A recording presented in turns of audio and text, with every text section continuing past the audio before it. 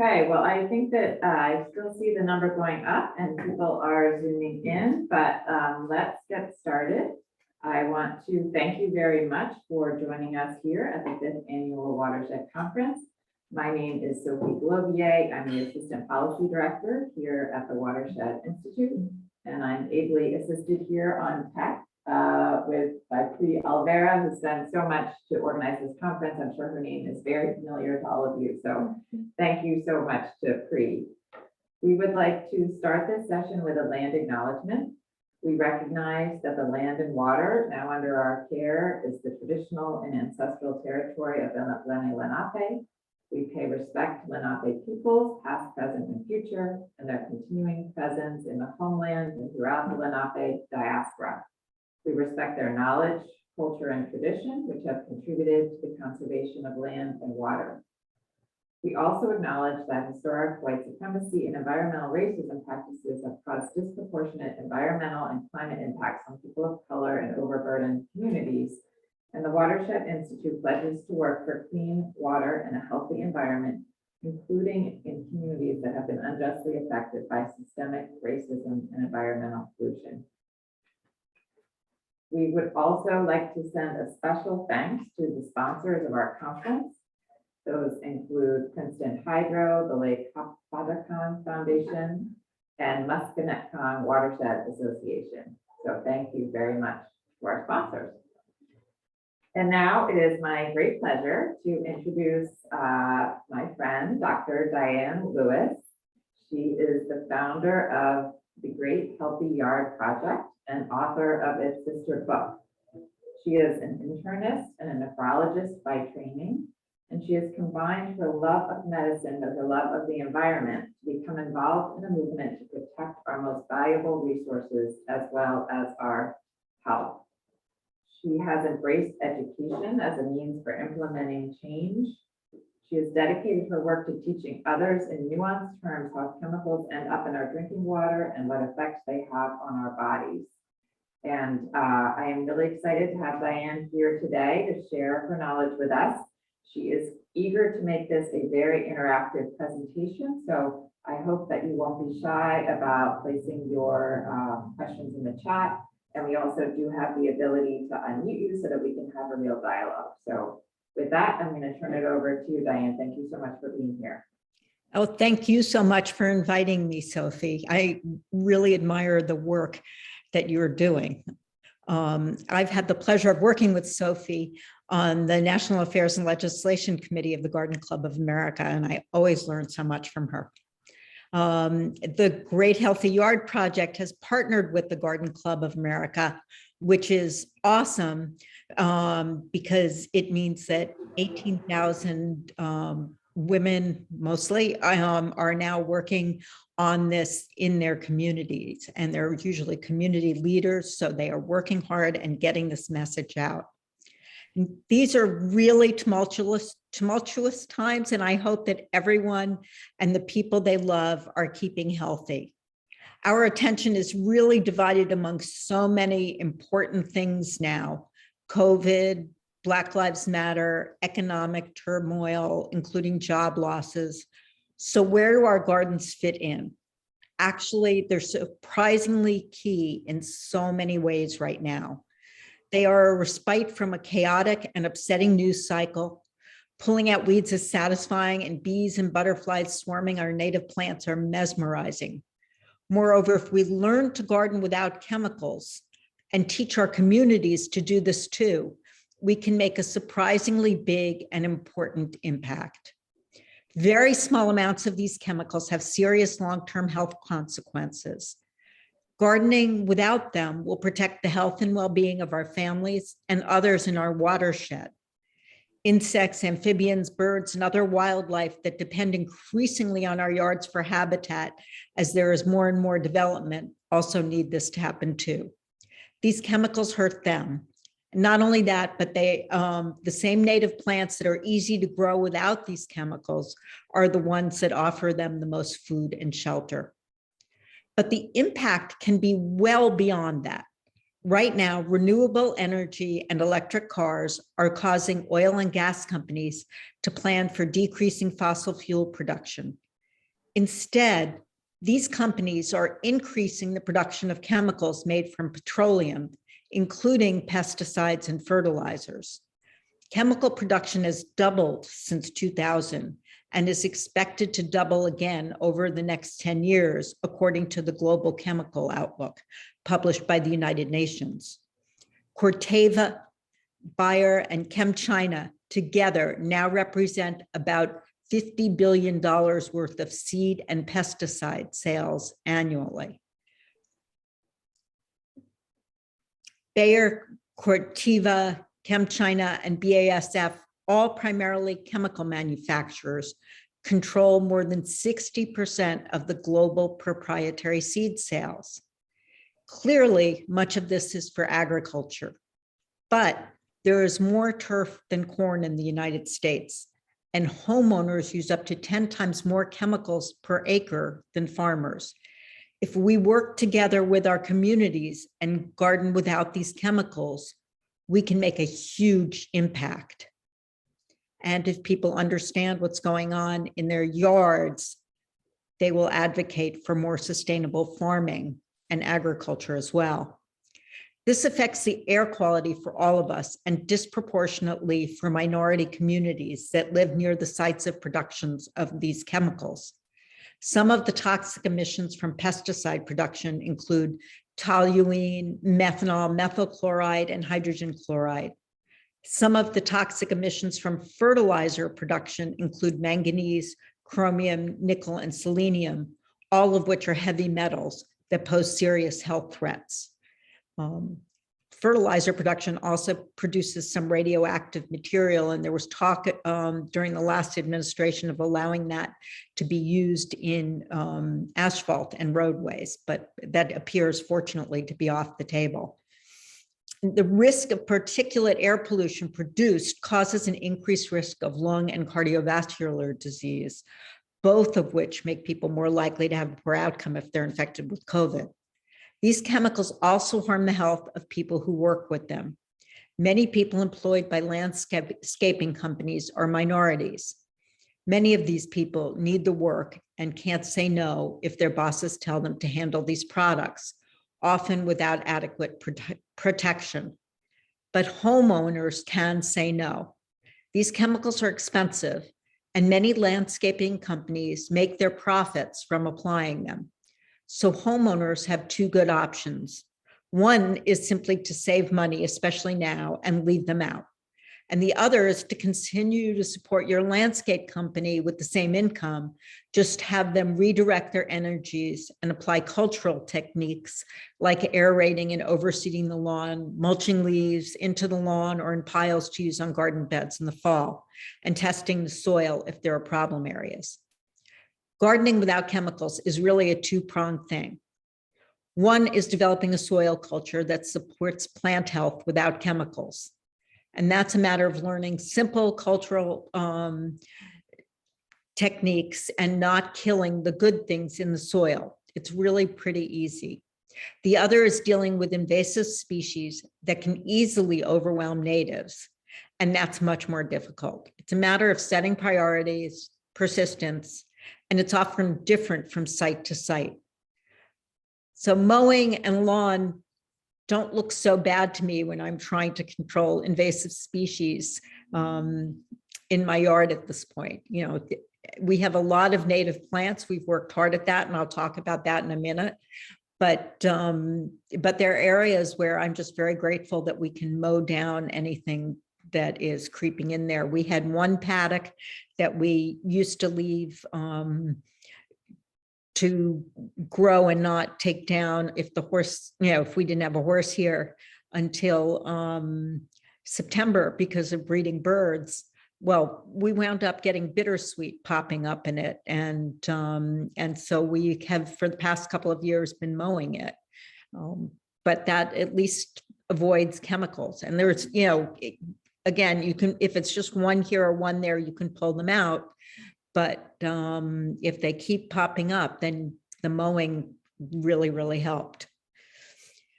So I'm passionate about water quality because I'm a mom and a doc, and I understand how the environment is crucial to our health and well-being.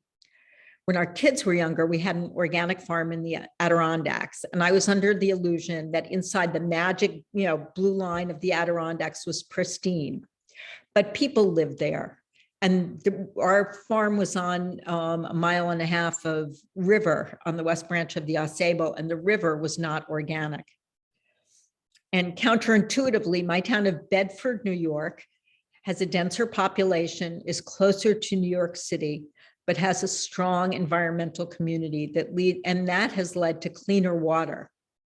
And that's when I learned the importance of a community in caring for a watershed. And you guys are so lucky that you have the Watershed Institute and the strong community that they keep building around that. I published the Great Healthy Yard Project in 2014 to explain the importance of household pollutants and focused on water because it's our largest source of exposure. Our bodies are 60% water, and it's easy to act on. And this project is designed to make a measurable impact on water quality because we ask people to pledge to take care of their yards without chemicals. And the pledge isn't enforced. It's a measure of buy-in. It explains why we need to stop using these chemicals, how they get into the water and hurt us, and how to garden without these chemicals. Each year, 80 million pounds of pesticides are used on our lawns and gardens, and they wash into our drinking water. Water treatment does not remove these chemicals, so we are dependent on everyone in our watershed to protect our water. And new information shows that very, very small amounts that we used to think were inconsequential actually cause serious long-term health problems. So many people have said to me that these would not be sold if they were not safe. Well, when they went on the market, they were thought to be miracle, products. So the pesticides helped prevent malaria during World War II. And without the fertilizer that initially produced a bump in production, which has worn away as we've depleted the soil. But at that time, we couldn't have won World War II without that bump in production. But after the war, these companies were looking for new markets for their product.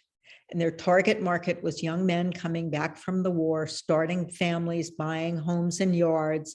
And their message was an emerald green lawn is a sign of success.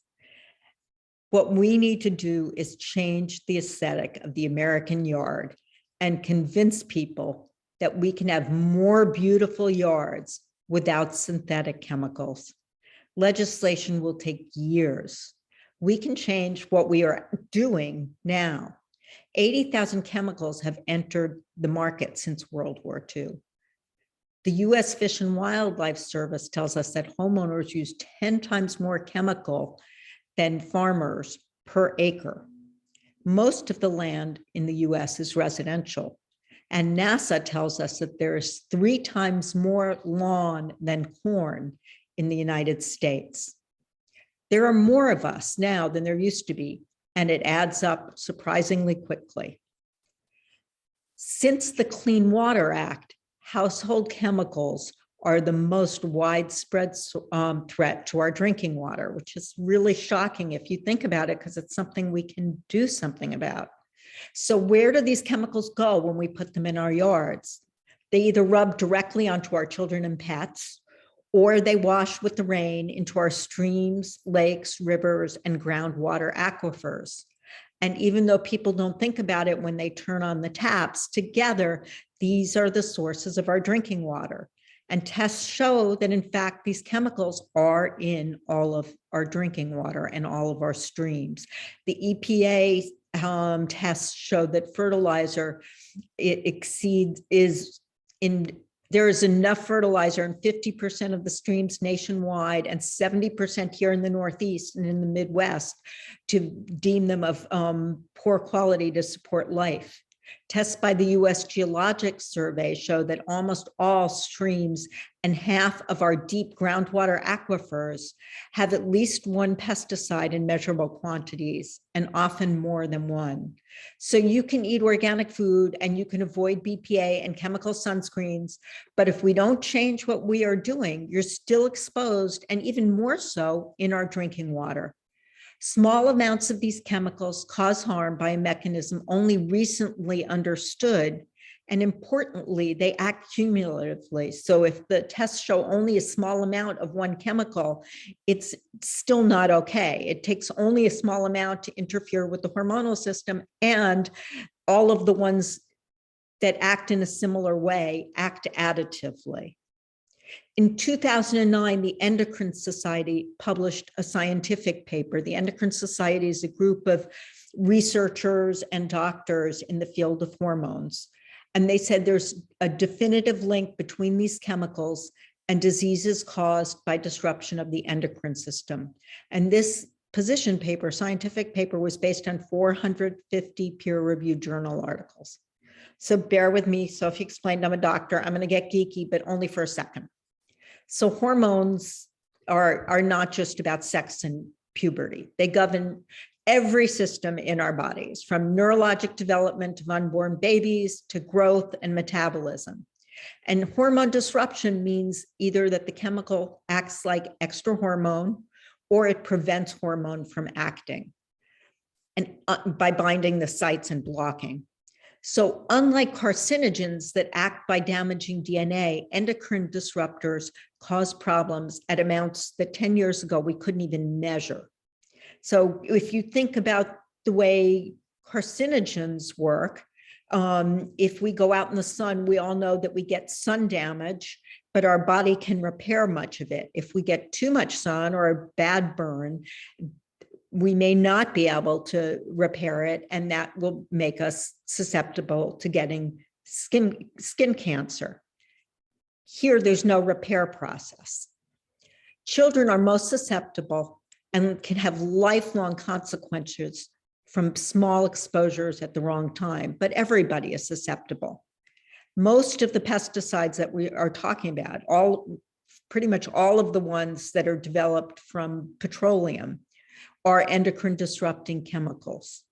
And we really need to care about this because children born in the 70s were the first people exposed straight from the womb to adulthood. And they're seeing an increased incidence of infertility. About 12% of women will get breast cancer and 16% of men prostate cancer. Now, this will go for everything I'm about to explain to you, so I'm going to do it a little bit more broadly here, but these diseases are caused by just many things, but they are increased in incidence by the disruption of sex hormones. And they are increased significantly in incidence by the disruption of sex hormones. And we know this because they can be replicated in laboratory animals, in cell culture, in tissue culture, and epidemiology studies, including body burden studies and occupational exposures. So the same studies have been used for the other systems I'm about to mention. About 10% of people in this country have ADHD, and there are 1.75 million people with autism.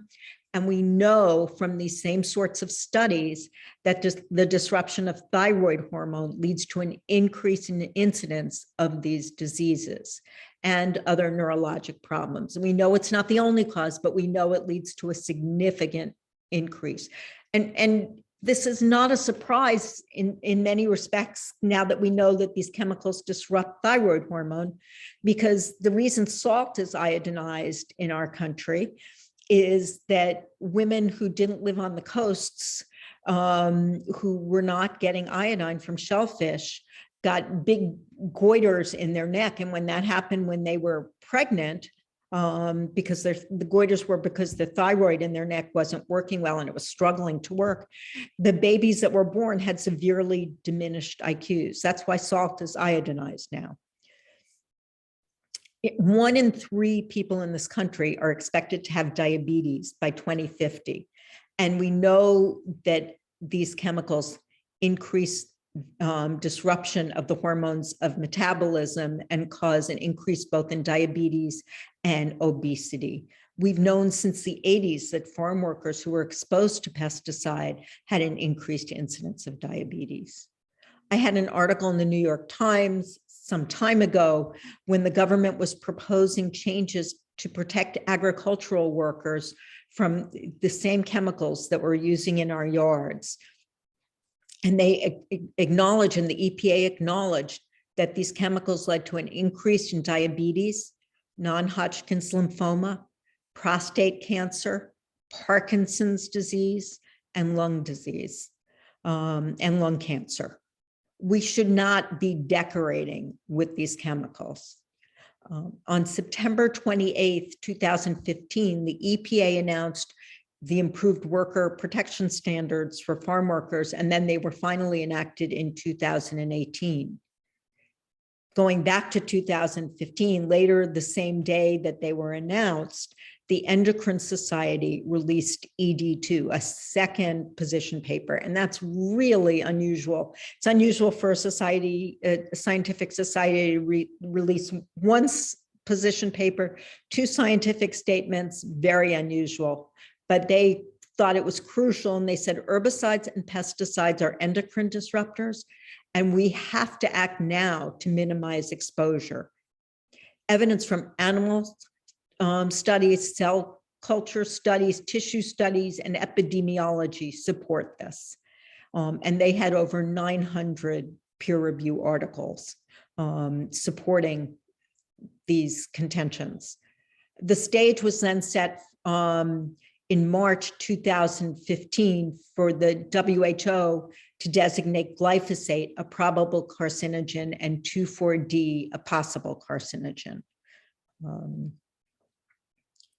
Bird and insect populations throughout the globe are crashing. It's due to pesticides, habitat encroachment, and climate change. 68 bird species have lost more than 50% of their populations between 1970 and 2014, and 20 have lost 75%, according to Partners in Flight. There's also been more than a 75% decline in flying insects in just 27 years.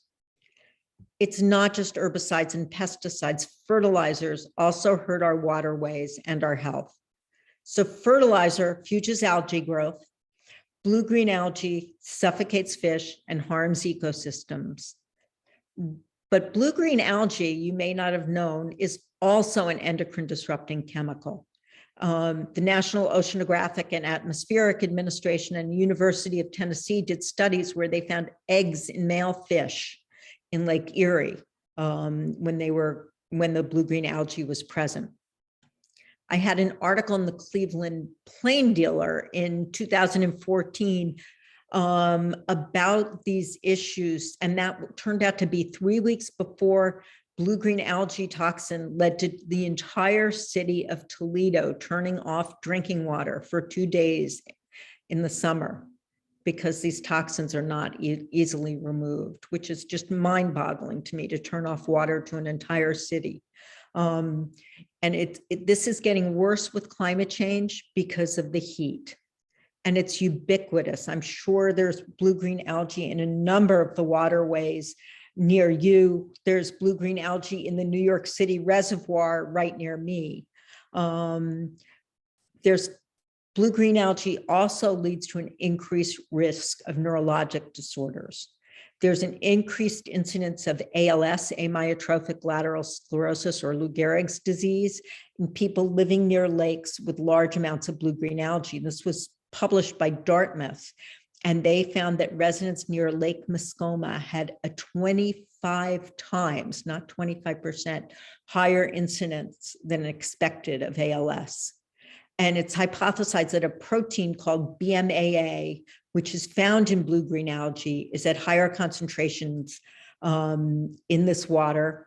And it's also found in higher concentrations of people with Alzheimer's disease.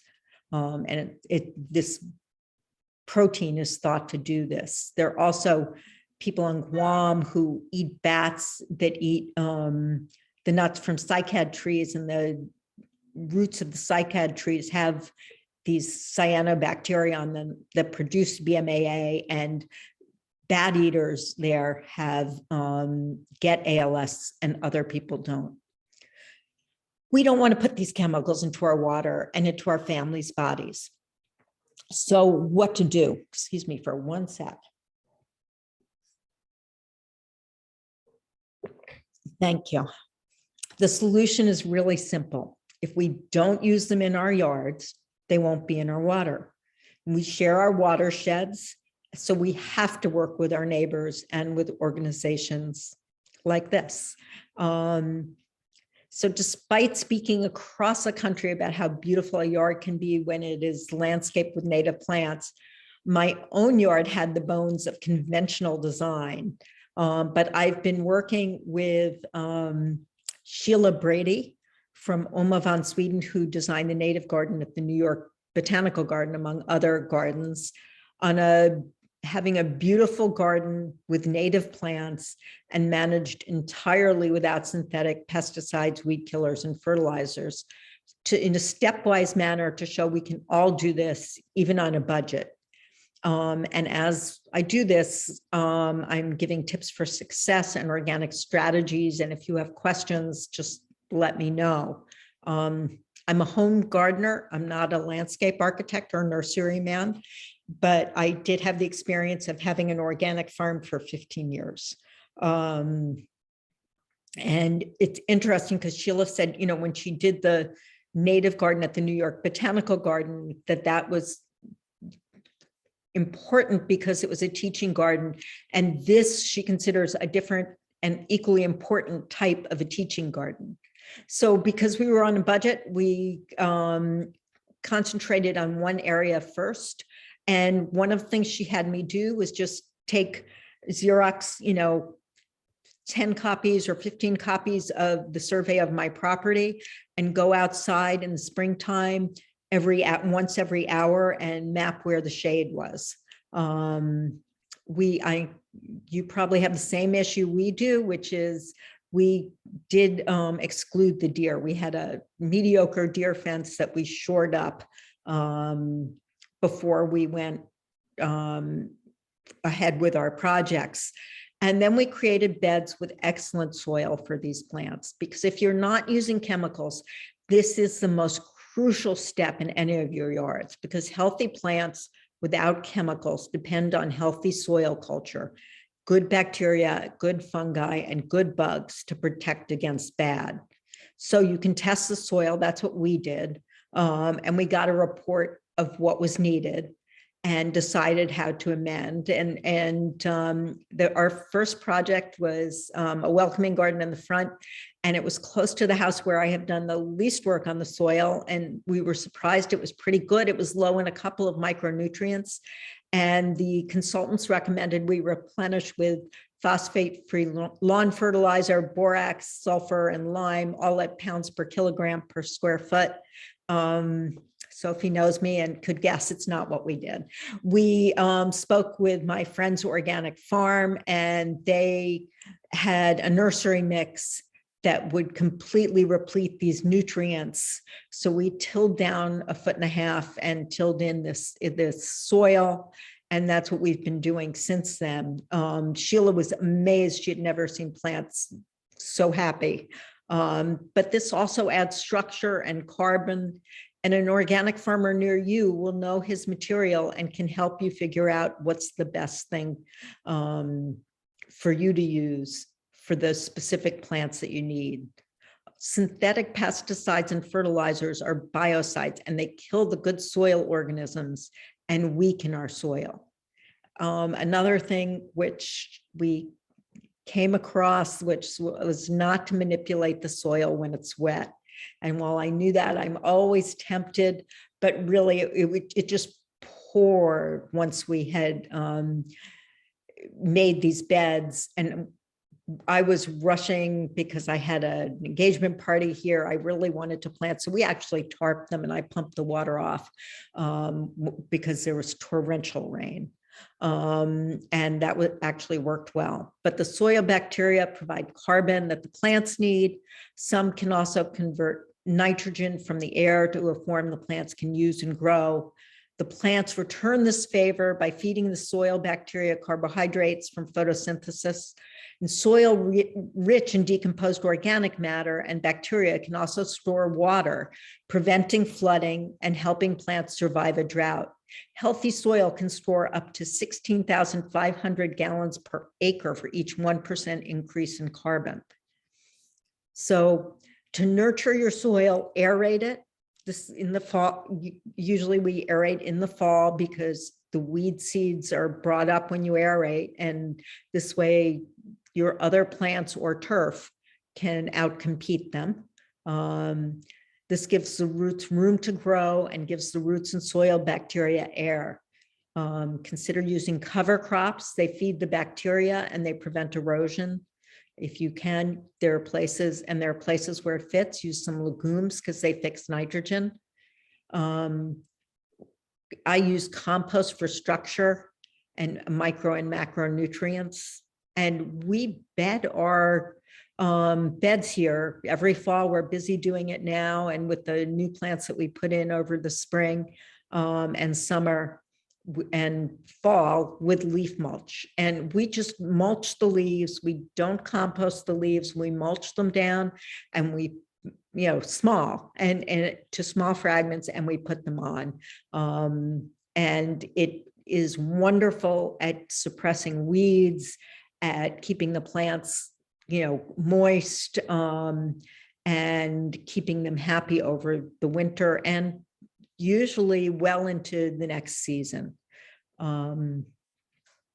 If you need some help figuring out which plants to plant, the Ladybird Johnson Wildflower Center, wildflower.org, has an amazing website. We're an affiliate of them, but they have an amazing website where you can enter the locale that you're in, the state, but you can also enter wet, dry, sun, shade. Do you want a tree, a shrub, a subshrub, a perennial herb, an annual flower? And it will give you a group of pictures and descriptions of those plants. You can even enter colors, I believe. Audubon also has a great site for native plants for birds, and it's really fun. I mean, one of the best things about gardening like this is you see all these birds coming into your garden. One of the easy ones is, goldfinches love echinacea and will just flock to it. They love Minorta too. So with these plants came the good insects and the birds and the new pests. And then you have to choose and balance. And Sophie and I were just talking about this on a park scale. But in your yard, we got tussock moth caterpillars I'd never seen before on the milkweed and milkweed bugs. And if you leave them when the plants are young, you may compromise the plants, killing them. If you kill them, even with certified organic plant-based stuff, it kills the butterfly larvae, good larvae too. So it's a balancing act. I mean, you can avoid killing the live insects, the bees, if you're doing this by hand and just looking. And this year we had a really rude awakening with this at my house because I had about 1,000 milkweed plants in an area in our front garden. And usually they get some aphids and I throw some, and I'll talk about that, ladybugs and lacewings on them, and I ignore it. And I ignored it a little bit too much. And the aphids really took away. And evidently what happened was the ants farmed the aphids and they killed the good bugs so that the aphids continued to produce honeydew. And then the honeydew attracts sooty mold and kills the plants. And we lost all of those plants. So we are putting in some annual things there right now and waiting before we try and put in milkweed again. So beneficial insects that I just mentioned, the ladybug larvae and lacewings, are usually a really great solution. That's all I used this year in my vegetable garden. And there were other places, other areas in my yards where we did not have an issue to that extent with the aphids, and they were able to take care of it. But there were other places where I had to use a certified organic spray, or I would have lost absolutely all of those milkweed as well. So I'll get back to that in a little bit, but some simple tips for turf. My yard's not perfect, but it's very green and it's great to run around on, great to throw a ball on. If you leave the grass to 4 inches, the roots will be longer, and cut it to 3 inches. If you leave the clippings, it will return nitrogen. It also prevents the grass from dying out. Aerate in the, it doesn't cause thatch. Usually over fertilization is what causes thatch. As I mentioned, aerate in the fall. And when you aerate, overseed, and we overseed in the spring too, with a well-adapted grass to outcompete weeds. If there's an area with a lot of dandelions, it's likely due to compaction and calcium and magnesium depletion. So you can test it, or you can aerate it and add some organic supplements that contain those, or some compost. If you're having a problem, the best thing to do is check the soil nutrients and replace, either using compost or an organic supplement. You've got to look at the micronutrients, because you can put tons and tons of nitrogen and phosphorus down, and the plants and grass will not grow unless they have those micronutrients. And an easy thing to do for turf is to check the lime. I'm sorry, to check for pH and lime if you need to, but it's true for the plants too. Different plants require a different pH, and that's a really easy thing to check and supplement. And again, Diane, yeah, I just want to, 2 questions. I just wanted to not miss. The first one was, could you just repeat the name of your landscape architect? Yep, Sheila Brady. Great, thank you. And then there is some, Alexis is saying she's very sorry about your milkweed plants, as am I. That's just awful. And wondering where you can get ladybug larvae. Okay, you can get it online. You can find many places that will sell ladybug larvae. There are also 2 women from Cornell that have the Lost Ladybug Rescue Project. And I know not only did I get ladybugs from them, but the East Hampton Garden Club was working with them a little bit too. They are trying to, the native 9-spot ladybug, they're trying to have a resurgence of it. So that's what they are selling. So if you are really into this, you can try and go to the Lost Ladybug Rescue Project. Thank you. Yep. So, okay, and natural bug control. I don't know how many of you have chickens out there. We used to, we don't at the moment, but they are great for grubs and ticks. If you're not using chemicals, you'll have lots of dragonflies. And one dragonfly can eat 1,000 mosquitoes in a day. When I spoke to people in Savannah, Georgia, they looked at me and said, well, of course, we call them mosquito hawks down here. So when you see them, like them even more than you did before. Some people swear by milky spore for Japanese beetle grubs, other people not so much. One of the things you do with organic farming that we've done here with plants too, if we have a plant that has a lot of problems, we just don't grow that. So we had before we switched to our native plants, our project here has been entirely native plants. But before we switched to that, our initial landscape architect, when I built our house, had me put in Zelkova trees, and the Zelkova trees were swarmed by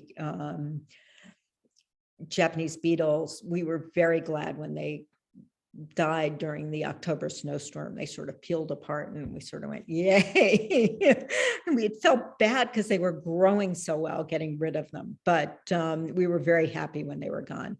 And for us, dahlias was the other thing that brought in, but then the Japanese beetles. But again, you can go back and try something once you've gotten rid of like all the things that you know they're on. If there's something you really like, you can go back and try that. And people say that you can, reduce Japanese beetle populations by knocking them into a water bucket and then crunching them. I can do that now because we don't have that many. When we were getting inundated, I could not do that. We really had to make a change.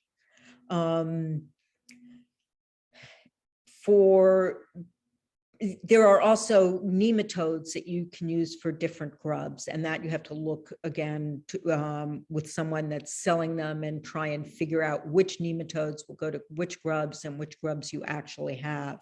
And that has to be applied about 4 times a year, moist with the right temperatures. It's a bit of a process, but it's supposedly incredibly effective. We've been trying to decide whether we're going to do that because at this point, this year we've had a ton of moles, which seems to happen every 5 or 6 years. So I don't know if we just wait for next year or we try and do some, because they also eat earthworms, or we try and take care of the grubs that might be there. There is BTI, Bacillus thuringiensis israelensis, for mosquitoes. But the big thing for mosquitoes is making sure there's no standing water. But I know for black flies in streams, you're dealing with streams and rivers. BTI is fabulous, doesn't hurt the fish, doesn't hurt the other things. It's natural, bacteria, and they used to put it in the Ausable River to get rid of the black flies larvae up in the Adirondacks. It worked really, really well. As far as ticks, that's something I get asked a lot about, tick sprays on lawns. There is no evidence that the chemical sprays decrease the incidence of Lyme disease. They do decrease the incidence of ticks about 60% only on the properties that are regularly sprayed, but there's a huge issue with regularly spraying, health issue with regularly spraying your property, and it does not at all decrease the incidence of Lyme disease. So it's really diminishing returns. There's been no evidence that the cedar oil sprays actually do any good. The Carey Institute is doing a study now. It's not yet published, but it looks like it's going to be really promising, that mostly uses mycorrhizal fungi to get rid of the ticks, but they also do use chemical fipronil in little bait boxes for mice. So it's not entirely chemical free, but it's also not just wanton spraying of everything. It's very, very limited chemicals and cultural things. And the other thing to do to get rid of ticks is cultural practices that decrease mouse and deer populations. Get rid of the barberry, stay out of the brush, and tick check. So if you garden, at some point you will have a bug issue. No matter how good your soil is, it's just one of those things. They find you and jump every now and then. And horticultural soap, certified organic horticultural soap, is great for soft-bodied insects like aphids and spider mites when you need it. Neem oil is a wonderful insect repellent and pre-emergent. It comes from the African evergreen tree and has been used for many, many years, even in soaps and shampoos and so forth. There's a chemical called spinosad, which is my lethal weapon here. It is the product of fermentation of the bacteria Espinosa. It's certified for organic farming. It is very effective against cabbage worms, leaf miners, caterpillars, slugs, and hornworms. It also kills good bugs. So you have to, for any of these on the scale most of us are dealing with, it should be in a hand spray bottle where you're looking at it when the bees and the butterflies are still in their homes, and early in the morning or late in the evening, and where you can see that you're not obviously killing other animals. Again, if there are eggs, there are good eggs there and stuff, you're going to get them. But if you're using it in that really limited manner to help things survive, it's a good solution. And then there's the weed problem, weed killers. I love, there's a Fisker thing that you can find on Amazon. It's a weed remover that you step on, you put into the ground, step on, push forward a little and pull out. And they're about $30 or $40, and they're incredibly effective if the ground's a little soft and moist. We had a Canada thistle that I turned my back on, and unfortunately, and it flowered and spread a zillion seeds, and it took us about a year, but we were able to do it entirely manually to remove it. And I don't know that we would have without that tool.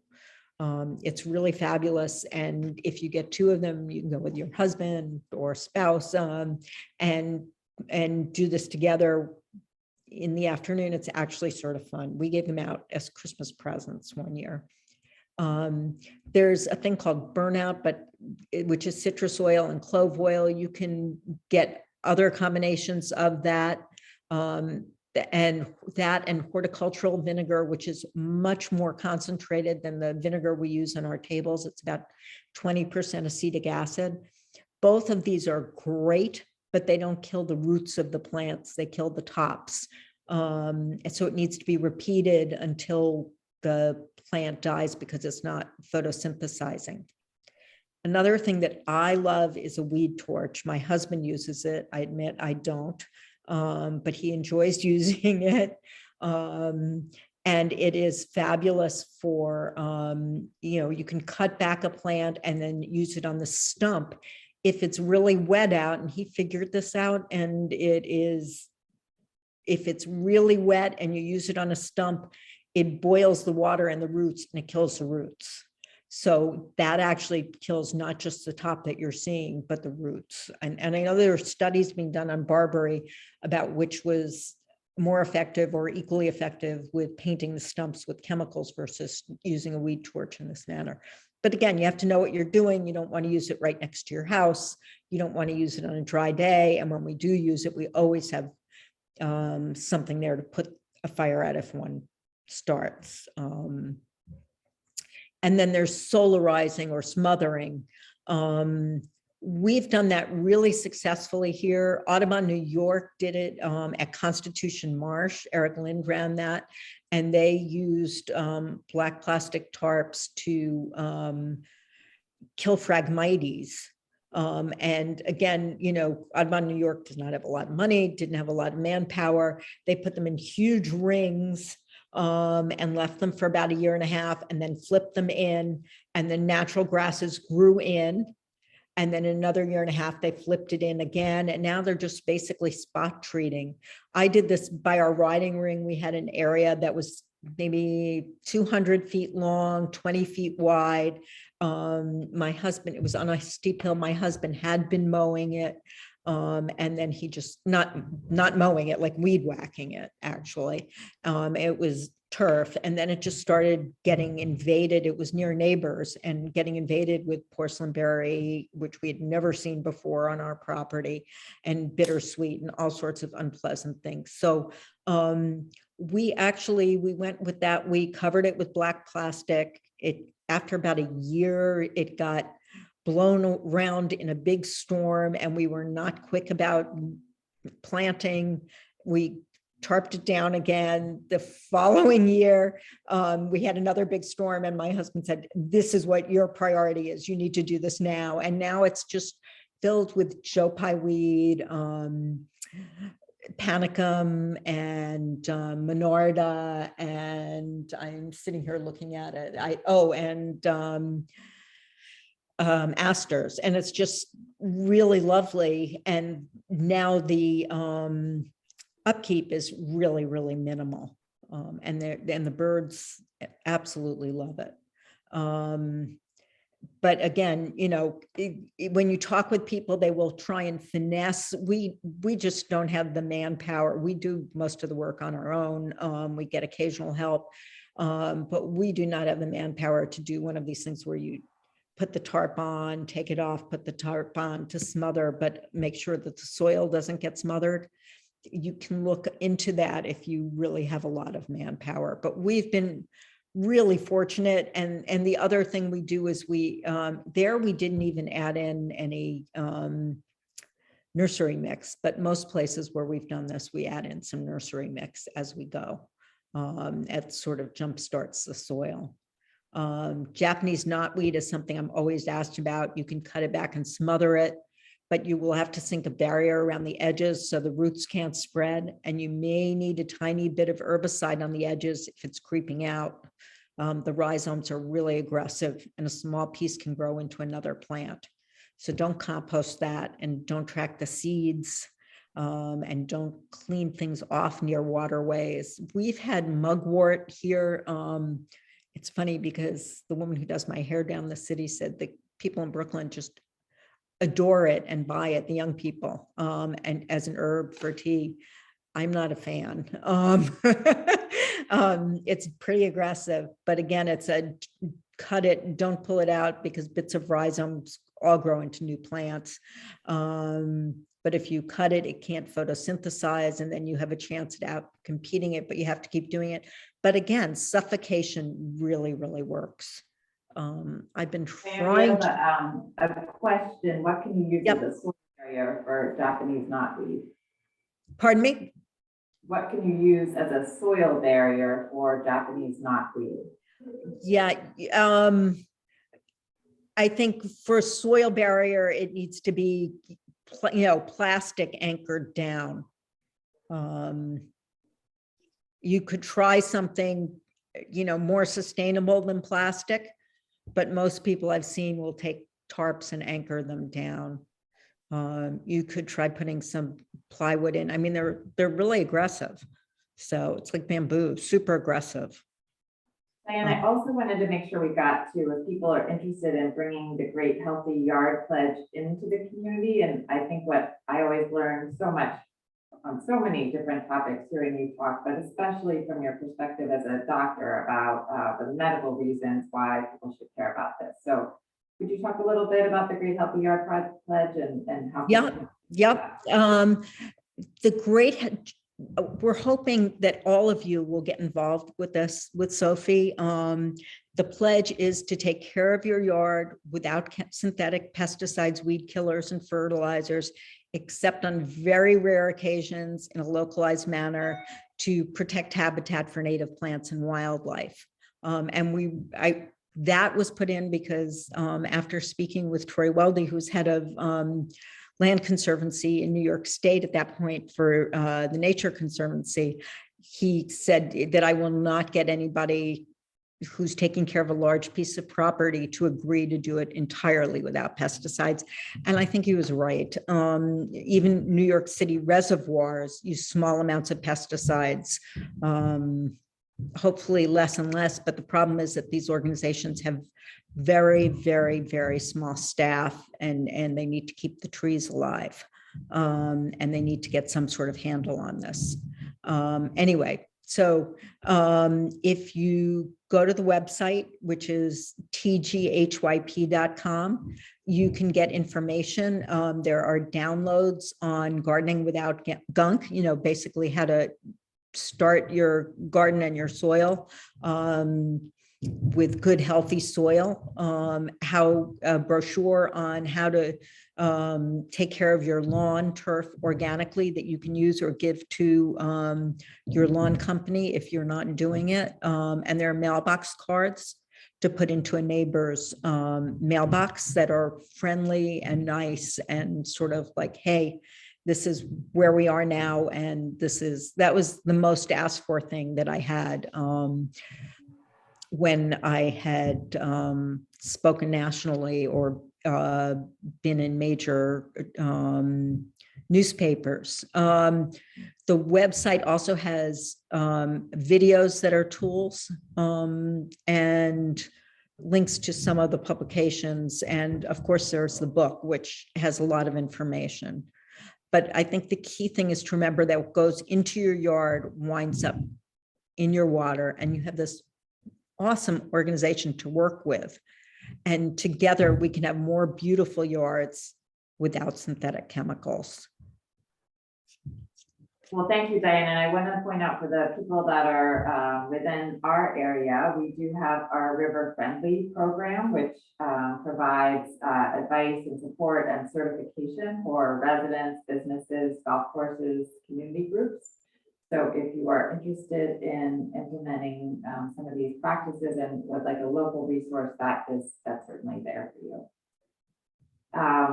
Please keep putting your questions in the chat. Alexis has a follow-up on the knotweed, wondering how deep you have to plant the barrier to prevent the spread of that.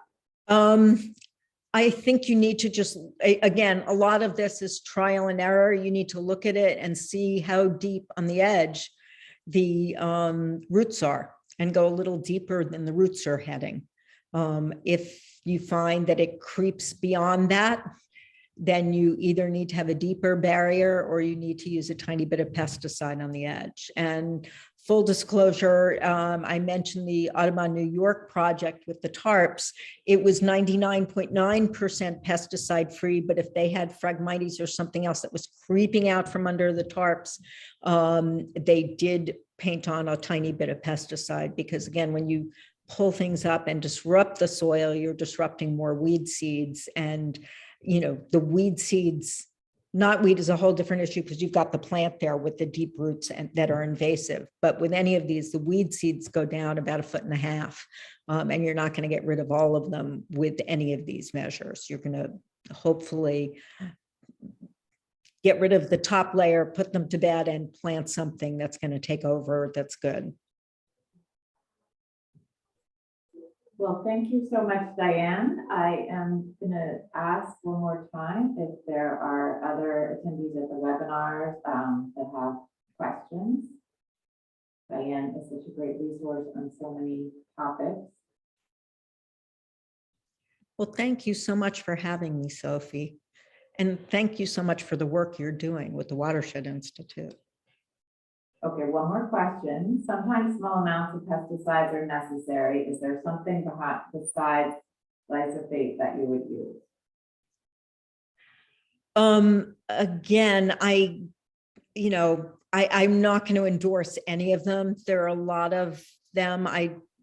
Glyphosate clearly leads to health problems. They used to say it broke down readily, but in fact, it breaks down into a product called AMPA that is even more biologically active than glyphosate is, and AMPA lasts a long time. And on one of the committees I'm on right now, we are, reviewing a request to use a different pesticide because they're not asking for glyphosate, but in fact, that chemical also breaks down to something that is much more biologically active, as is AMPA than glyphosate, and lasts longer. So I don't have any good recommendations for a pesticide that I think is safe or effective. There are other people you can ask when you do need it for something in that ballpark. But, the idea in my mind is if we can get rid of 99.5% of it, we've done an awful lot of good.